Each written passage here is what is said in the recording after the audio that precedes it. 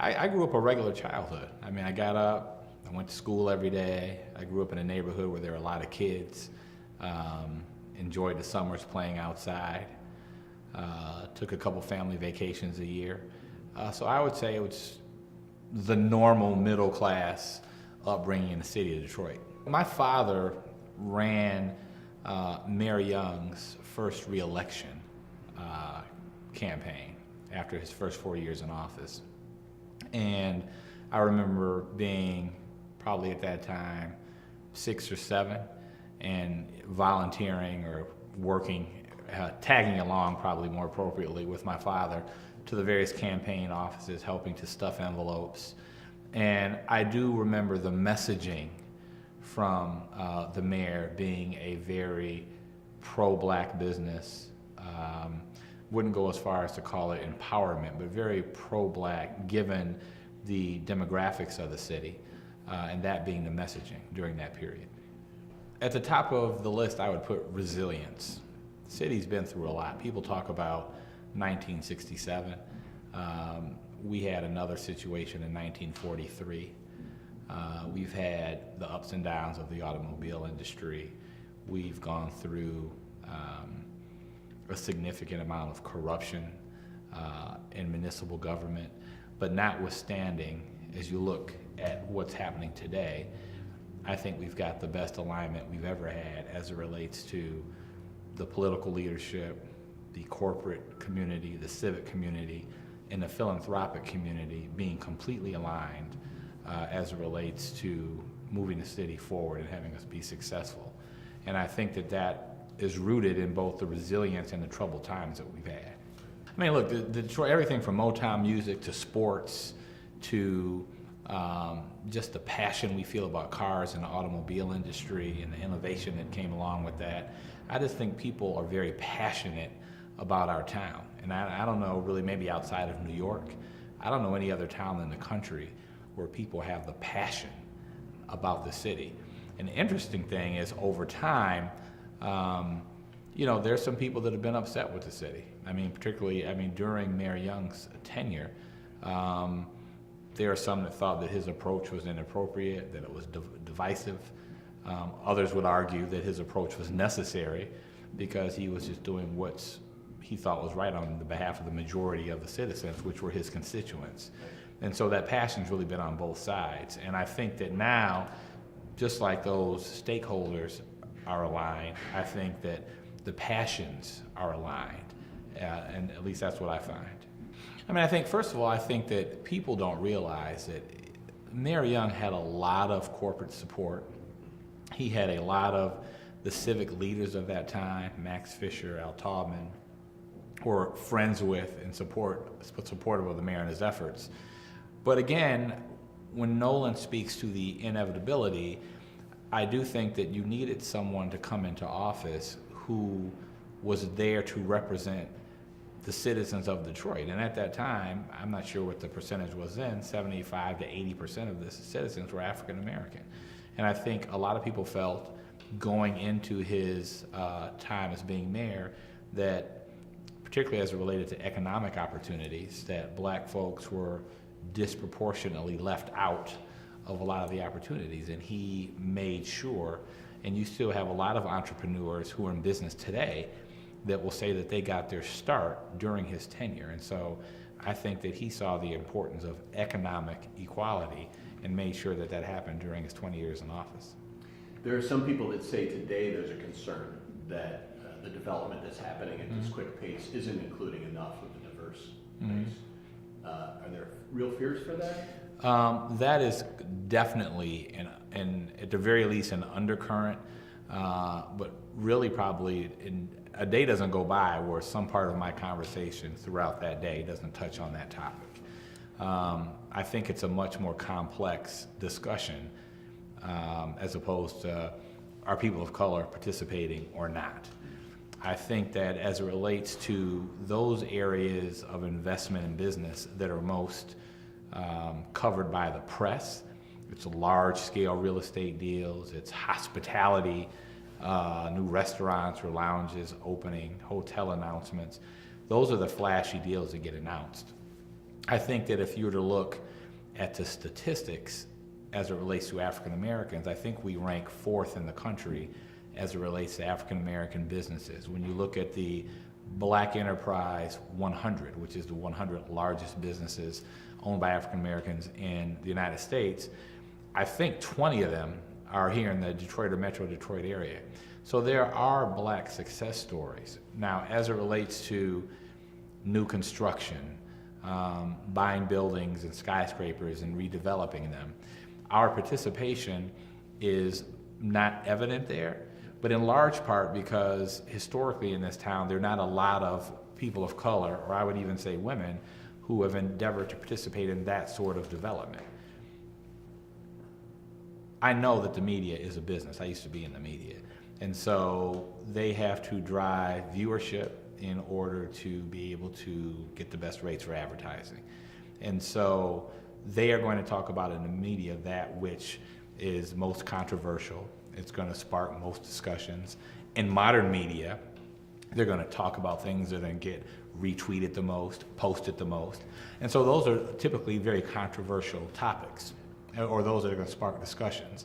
The warm and fuzzy is in the back of the paper. It's in section C. It's at 15 after the hour on the news. It's not in the first 5 minutes. And so I do think that as a whole, if you watch the news now versus say 10 years ago, every station has a warm and fuzzy segment. It's either on the weekends or it's every day during a certain hour where everything is positive. And I think that's a step forward. But a lot of times we're our own worst critic. And so we can't complain about how the national or international press portrays us if we do the same thing here to ourselves in our own community. And so until the media, the top of the hour is not the doom and gloom, we can't expect the national and international media to follow. It's very important given what's going on in our community today. We referenced it earlier in our conversation, and you inquired about the inclusiveness. I think that, first of all, as it relates to how we plan to integrate this discussion into the 2016 conference, the primary driver is to use what has happened to understand it, but more so as a guide as to how to move forward and to create an environment where there's no risk of that. I think that if you were to look back at the economic conditions during that time, you had a mayor that actually had a fairly good relationship with the African American population. However, you had a police department that had terrible relationships with the community, and the economic conditions were not great. There was not parity as it related to education. And so a lot of those same conditions are happening or are with us today. And when you look at what's happening, particularly in Detroit, obviously this conference is about the region, and we reach out and embrace the western side of the state. But as it relates to this discussion around 1967, some could argue that there are similar conditions today, right? So we have issues of gentrification now, which any big city that goes through what we're going through, it happens, but it's really how do you take care of the people that get displaced? We have issues with our education system. We have issues such as the issues we're facing in Flint with infrastructure and mismanagement as it relates to that. And so there are a lot of things going on now in the community in southeastern Michigan that should give us pause. And if you take metropolitan Detroit as a microcosm of what's going on in the country, these issues are happening all over the place. And one thing I will say about Detroit is that we have not had situations like we've seen in Baltimore and St. Louis and Atlanta and other places, because I do think that our, at least, police department, the City of Detroit Police Department, has great relationships with the communities as compared to other areas. But there are other inequalities that exist here and in the region that need to be addressed. And I think using 1967 as a foundation to have those discussions, I think will bring tremendous value to the chamber and to the conference. We have always, and I've been on the board and on the executive committee and now as the chair of the conference, I want us to have very thought-provoking conversations And I want people to leave and drive that 4-hour drive home being very pensive and really like reflecting on what can they do to make a difference, how they can get involved, and then to come back and do something about it. I mean, the biggest takeaway would be action. And it doesn't have to be collaborative action. We have to-dos that come out of the conference every year. But for each individual, for the 17 or 1,800 registrants, to come back and get involved and play a role. And that role could just be sparking conversation. That role could be getting involved. It could be volunteering. But if everyone thinks about how they can do better for everybody. It's very interesting. So my children are both very aware. My wife and I have chosen to not speak to them really as children, but to have adult conversations with them. And so we live in an area that is a great middle-class area in the city of Detroit. But because of the nature of just anywhere you live in Detroit, you go 4 blocks off and the conditions are different. And so we make it a point all the time to showcase to our kids that everyone doesn't live how you live. And they're very aware, they're keenly aware of that. I mean, my kids will ask me if we can go volunteer. They'll see somebody in an unfortunate position who's on the side of the road with a sign. And my oldest son will always say, Dad, can I give him $1? And so they're aware of their environment. We make them aware that everyone's not as lucky as they are, and that they, most importantly, is that they're not responsible only to themselves, they're responsible to their community. And so I think that, we're instilling that in them, and hopefully it continues on with them. So I believe it has to happen organically. I mean, I think that there are plenty of folks out there who are trying to manufacture improved relationships, but that goes back to everybody trying to make a difference. And I think that organically now, I mean, even if you go into some of the neighborhoods that used to be either all black, all white, all Hispanic, just by the nature of folks moving around and moving into different communities, that integration is happening.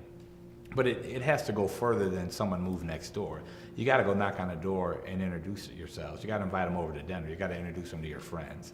And that's the sort of organic interaction that hopefully over time will occur. And it's not going to happen everywhere. I mean, and we shouldn't expect it to happen everywhere. But I think if it happens in certain pockets and those pockets start to connect, that I think over time we'll have improvement organically. I think that Detroit has a significant amount of residential and small business development, not only in its core, but throughout key neighborhoods. I think that the population starts to go back up in the decline, which I think has stopped. It starts to go back up and it balances out, and I think that we'll be in a place where the trend is people are coming to Detroit, moving to Detroit.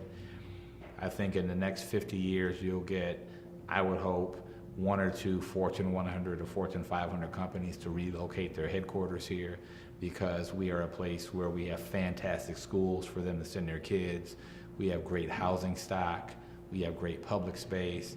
And most of all, we've got great employees and a base and pool of employees for them to hire, so people look to come to Detroit.